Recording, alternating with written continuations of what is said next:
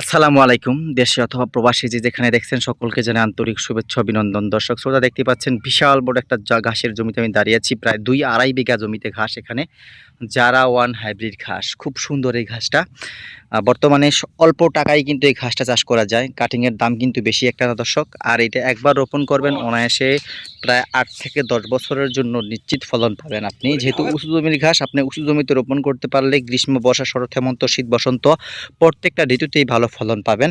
আর এই পাশে রয়েছে কিন্তু আমার গুয়াতেমালা হাইব্রিড ঘাস, যেটা ক্যালসিয়াম পূর্ণ ঘাস। আপনারা সকলেই জানেন ক্যালসিয়ামযুক্ত ঘাস চাষ করতে কিন্তু গুয়াতেমালা বিকল্প কিছু হতে পারে না। এখন আমার কাছে পরিপক্ক কাটিংযুক্ত ঘাসগুলো রয়েছে দর্শক। আমি ইতিপূর্বেই কিন্তু এখানে এই জায়গাটার সমস্ত ঘাসগুলো বিক্রি করে দিয়েছি।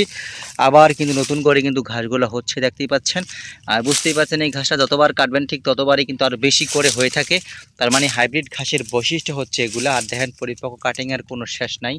সব ধরনের কাটিং ঘাস আমার কাছে রয়েছে। আপনি চাইলে নিতে পারেন। প্রায় ৪ থেকে ৫টা জাতের ঘাস চাষ করার জন্য যতটুকু দরকার, যে ধরনের কাটিং দরকার আপনি নিতে পারেন। সেক্ষেত্রে কষ্ট করে আপনাকে স্ক্রিনে দেওয়া নাম্বারে যোগাযোগ করতে হবে। তাহলেই আপনি আপনার কাঙ্ক্ষিত কাটিংটা পেয়ে যাবেন এবং সফলভাবে ঘাস চাষ করতে পারবেন। সেটা যে কোনো ঘাসের চাষ হোক না কেন।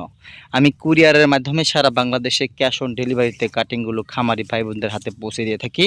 আমি আবারও বলছি, সফলভাবে ঘাস চাষ না করে আপনি একজন সফল খামারি হতে পারবেন না। কারণ ঘাসের সাথে খামারের সম্পর্ক, আর ঘাসের উপর নির্ভর করে আপনার খামার তিলে তিলে বড় হয়ে যাবে এবং স্বল্প পরিশ্রমে, স্বল্প মুনাফায়, স্বল্প খরচে কিন্তু আপনি অধিক মুনাফা অর্জন করতে পারবেন। খামারি ভাই বোনরা, ভিডিওটি ভালো লাগে থাকলে অবশ্যই শেয়ার করে দেবেন, পাশে থাকবেন। আর আমি আবারও বলছি, ঘাস চাষ নিশ্চিত না করে কখনো গবাদি পশু পালন করবেন না, নিশ্চিত লসে পড়বেন। তাহলে যদি কাটিং প্রয়োজন হয় বা চারা প্রয়োজন হয় স্ক্রিনে আমার যোগাযোগ করবেন। সকলকে ধন্যবাদ।